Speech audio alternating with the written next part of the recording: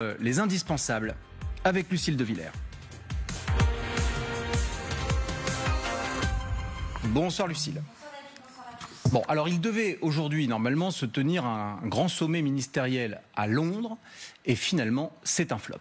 Oui, premier couac, Marco Rubio, le chef de la diplomatie américaine, annule purement et simplement son déplacement et les mauvaises nouvelles s'enchaînent. La grande réunion qui devait se tenir avec les ministres européens, annulée elle aussi. Ni Jean-Noël Barrot pour la France, ni Annalena Baerbock pour l'Allemagne n'ont fait le déplacement non plus.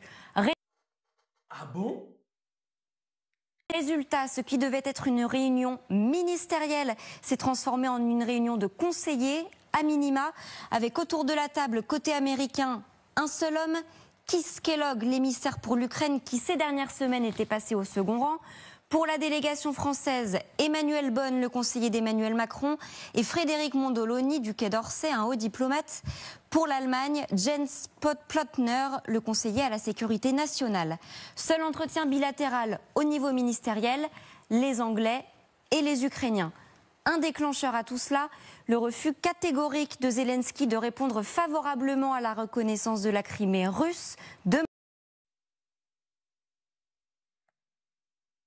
demandé par Washington. Écoutez-le hier soir. Україна не визнає юридично окупацію Криму. Нема про що говорити. Це наша територія. Територія народу України. Тому що як тільки ми починаємо говорити про Крим, про наші суверенні території тощо, ми заходимо в формат, якого і хоче Росія, затягування війни. Volodymyr Zelensky rejette non seulement la reconnaissance de la Crimée, mais aussi l'abandon des territoires occupés actuellement. Or, le plan de paix final prévoit tous ces renoncements.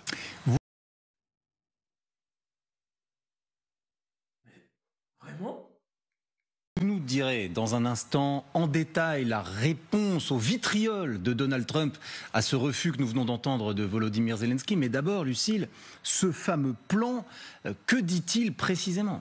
Eh bien, récapitulons. Pour la Russie, une longue liste d'avantages.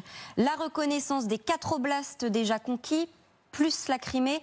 Ajoutez à cela la levée des sanctions et la promesse d'une reprise des relations économiques.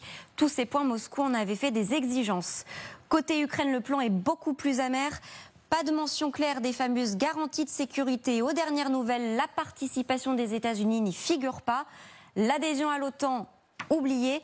En revanche, 3 points seraient de nature à satisfaire Kiev et encore ils sont évoqués de façon imprécise. La liberté de navigation sur le Dniepr, mais c'est une concession à la marge. L'idée d'une entrée dans l'Union européenne, mais de toute évidence, cela prendra des années.